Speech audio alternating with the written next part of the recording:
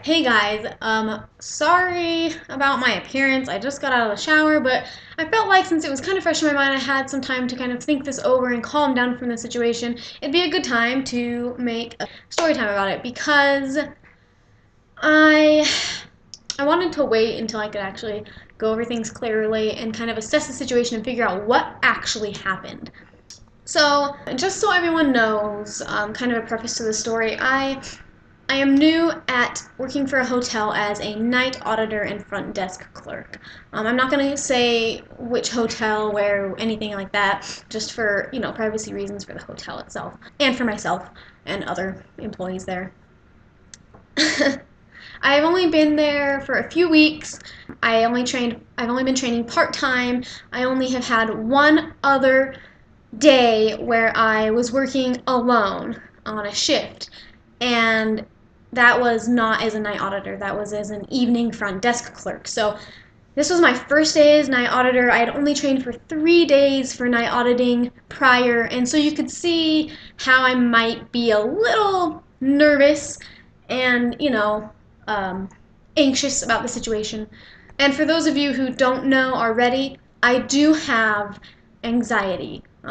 So this whole situation didn't work out very well, and I'm also on bipolar medications that make my anxiety like 20 times worse.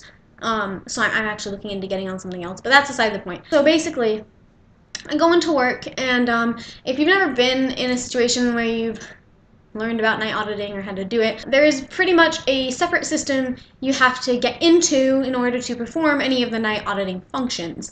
I tried to get into that, and it wasn't letting me. So I was trying to call around to figure out how I could get this to work. And the moment everything kind of started turning into a shitstorm, I was actually on the phone with someone trying to figure out this issue. A man came into the hotel claiming, I guess he was looking for someone and he had cut his finger outside and whatever, and he had asked to use the bathroom. Now, we are not allowed to let public use the hotel restrooms for these reasons. There's no cameras, obviously, in a restroom, so that obviously gives you kind of a clue into why you shouldn't let someone from the outside use the bathrooms, especially during graves when there's no one else working with you. So I made the mistake of, since I was on the phone, not really thinking through what my answer was and allowing him to go use the restroom to wash his finger off. I had kind of picked up on cues that something wasn't right while I was on the phone, but because I was on the phone and dealing with this situation, and I was, anxious already about, oh no, am I going to be able to get this done because I can't log into the system and blah, blah, blah. Great, my first day alone and this has to happen. Little did I know that would be the least of my worries. So this man goes to the bathroom. He takes quite a while. I had hung up the phone with the lady, and I was waiting to call the other line to actually help me through everything after this man had left, because I was getting a suspicious, sneaky feeling that he was up to something. So a while later, he comes back out, and he starts talking to me, saying he's looking for someone in such or such a room. And I said, oh, we actually don't have rooms that go that high. And he's like, really? Really? Like almost asking me, are you sure? Like, check again, you're wrong. Kind of that kind of a tone. And at this point, I could tell in his voice he was trying to pull some shit. And I'm not fucking stupid, but I was kind of still wrapped up in a whole other situation on this side, and then this situation was unfolding on this side. But as he was talking to me, this other man comes in, and he asked to make a reservation. So I start trying to make him a reservation, and the man, we'll call him man number one, the one who came in first, and then the other guy, man number two. So man number one starts telling me, oh yeah, I'm looking for this person. They're actually on this floor, or this room, which I reminded him. I said, we do not go that high. Our floors only go this high, and our numbers don't exceed up to that point. We don't have rooms that go that high. He's like, oh, really? Really? Okay, well, I had a reservation. I was like, okay, well, one second, let me help this gentleman make a reservation real quick, and then I'll help you, whatever. And I tried to help this other man. He acknowledged man number one as his friend. And I was like, all right, okay, so they know each other. Weird coincidence, or is there something more fishy going on than I thought originally? Man number 2, his card kept declining on the reservation. And he's like, oh man, I just put money on it, I just put money. And he kind of seemed like he was freaking out, like it shouldn't freak you out that bad, you know? Like, your card declining shouldn't be freaking you out this badly. You shouldn't be, like, this slurred on your speech just because your card is declining unless there's something suspicious going on.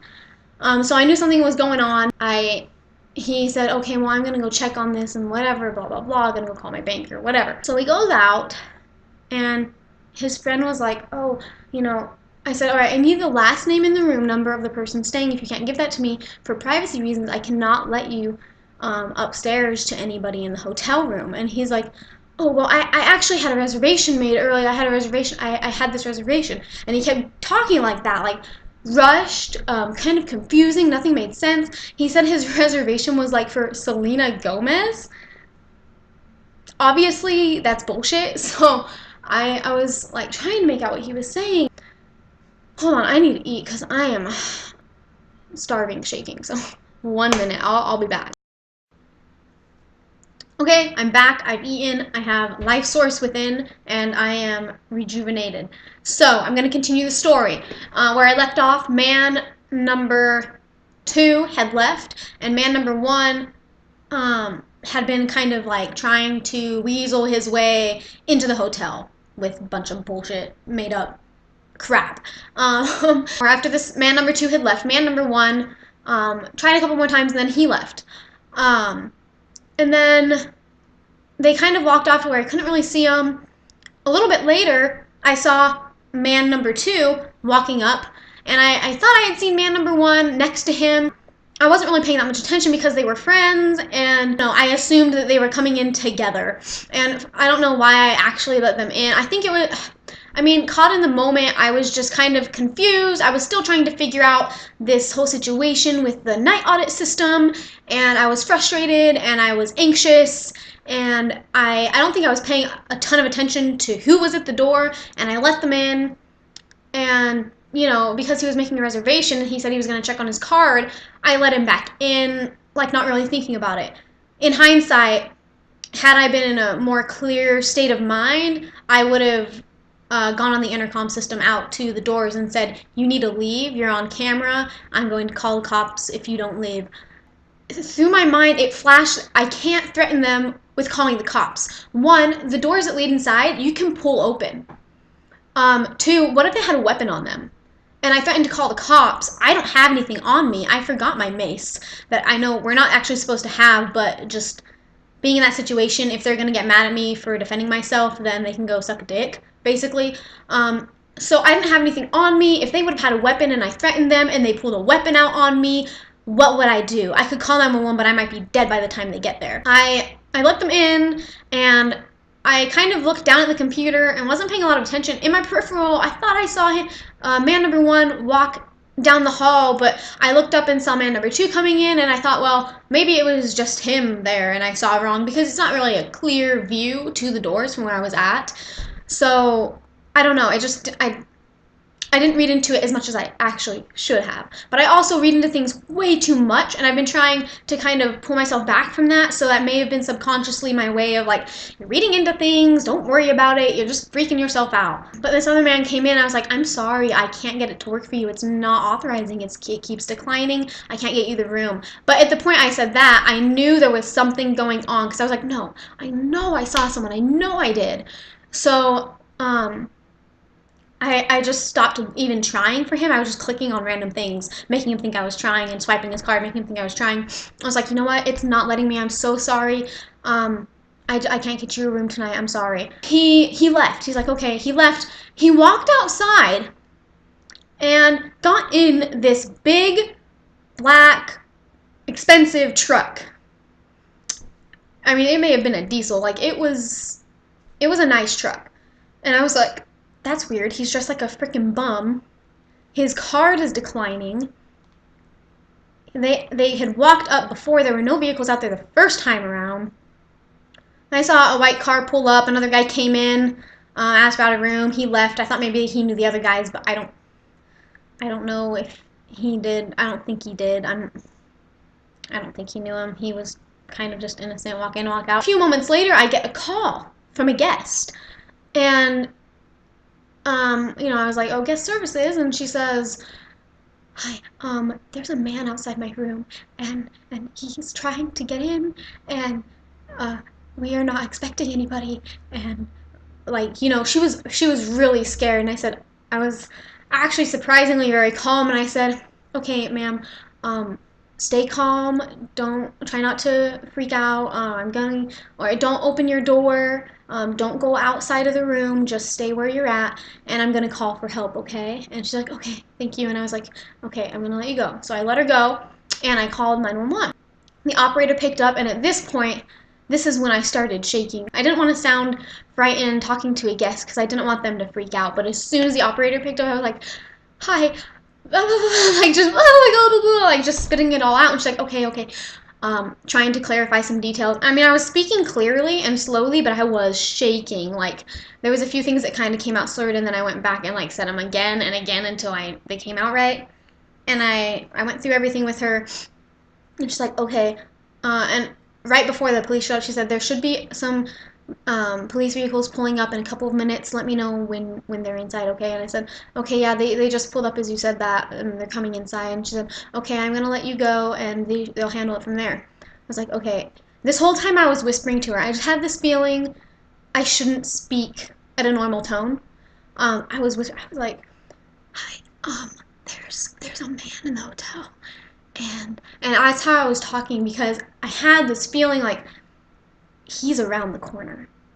He's around the corner, either the first corner or the second corner, trying to listen because he knows that I was catching on to them. Um, like, I can't speak loudly because what if he's around the corner and he comes out with like a gun? So I was speaking quietly. The police came in, and as soon as the police came in, he comes whirling around the corner. Hey, he comes up to me as the police are walking in. "Hey, sorry, I got stuck in the elevator. I got stuck in the elevator." I'm like, "You didn't have permission to even come in." Like, getting stuck in the elevator is not an excuse. You can't just walk into a hotel and walk into the elevators and go upstairs. That's not how it works. Who does that? Like, that's not a societal norm. You don't do that shit. The police started talking to him, and he had this big black jacket on, and I think it was leather, or it was that thick what is that material? It's almost like jean, but it's almost like denim, but it's thick. Like, I don't know what it's called. Anyway, he was wearing a big thick jacket, black jacket with a bunch of big pockets in it, and that's another reason I didn't want to like threaten him with anything or tell him to get out or anything like that, because I could assume very safely that he may have been holding a weapon or multiple weapons in his jacket. And the police were like, "Let me see your ID. Let me see your ID." He's like, "Okay, let me find it." He pulls out this sheet of paper, and he's like, and as the one police officer is looking it over, the other police officer that's standing by the man is like, or no, yeah, he's over there watching him, and he's like, "Do you have an ID on you?" And he's like, "I am. I'm trying to find it. I'm trying to find it. I'm gonna find it.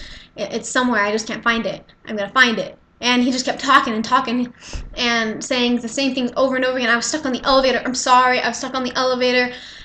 I was just trying to find my friend," or whatever he was trying to say. And the police officer reviewing the paper says, "You just got out of jail, huh?"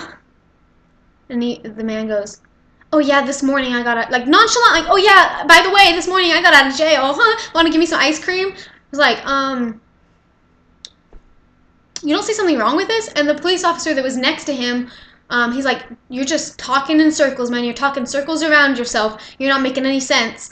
And the guy, he starts reaching in his pockets, and he pulls out a couple phones. He's like, the police officer was like, Stop reaching for your pockets. Stop." He's like, "Okay, okay, let me just grab," and they're like, "No, stop reaching for your pockets." And the other man backs him up, or the other police officer was backing him up, "Stop reaching in your pockets." And they had their hands on the hilts and like telling him, "You need to stop. You need to stop reaching for your pockets, sir."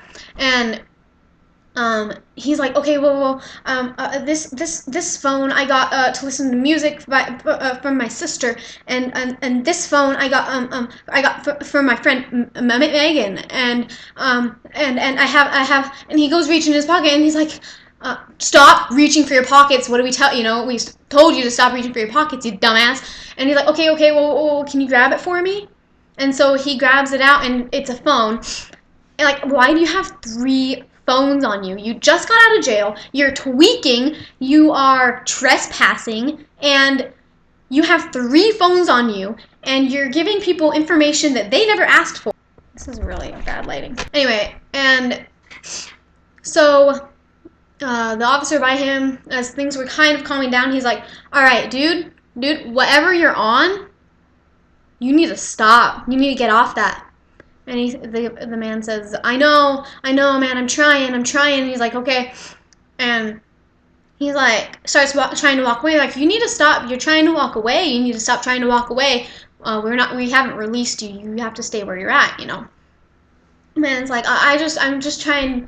I'm not trying to leave. I'm not. And he's like, I live up. And they're like, where are you staying right now? And he's like, with my sister up on blah, blah, blah, blah, blah. He like spit out an address like instantly. And they're like, okay. And whatever, went over everything. And the police officer was checking up on his record, I guess, giving them the name and of the man and everything, the birth date. They let him go. Well, as the man was there, the police officer standing nearest me, he said, would you like this man permanently removed from the premises? And I was like, yes. Yeah, like, no shit, Sherlock. But he's like, okay. And he says, sir, you're being permanently removed from this premises. You are not allowed to come back. And he kept trying to talk about random shit, and the police officer was like, do you understand? Are you understanding what I'm saying? Do you understand me? You are not to come back to this hotel. You are not allowed on this property again. If we find out you've been on this property, your ass is grass, basically. And he's like, okay, yes, I understand. They let him go. They walked him out, and then they stood there for a little while, probably to make sure he didn't come back, and they had got my information and everything, and that happened. And after that, I got my work done super quick.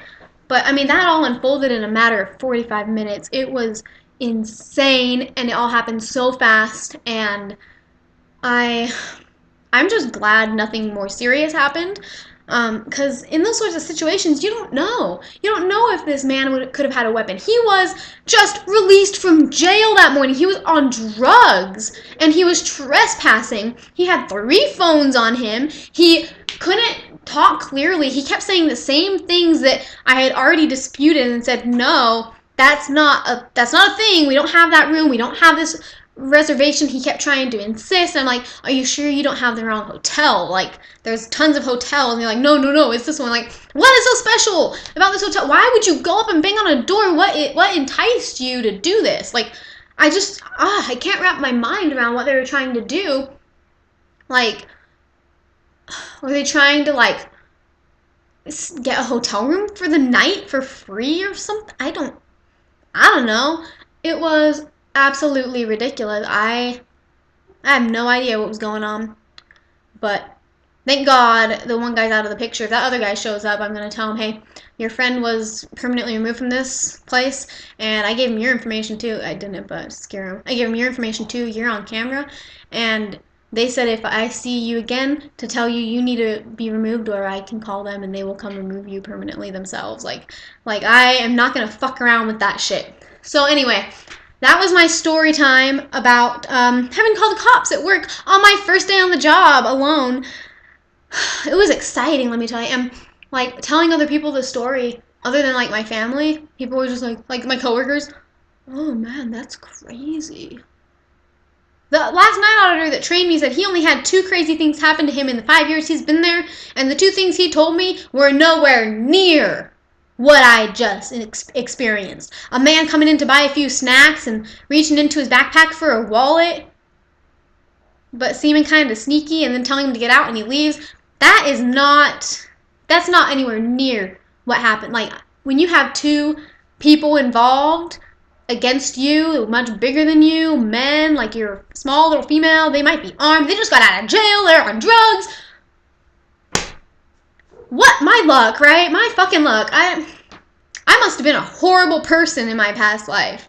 Like, I must have been a complete dickwad. So if you'd like to hear more story times, leave a comment in the comment section below. Like and share this video to show me that you enjoyed this video. And don't forget to subscribe for more videos. I try to upload as often as I can. Sometimes it's not as often as I would like to, just because I'm becoming very busy lately. We're trying to get our house all nice and fancy and painted and stuff. And yeah, so again, I hope you enjoyed this video. Don't forget to comment, like, share, subscribe, and I will see you next time. Bye.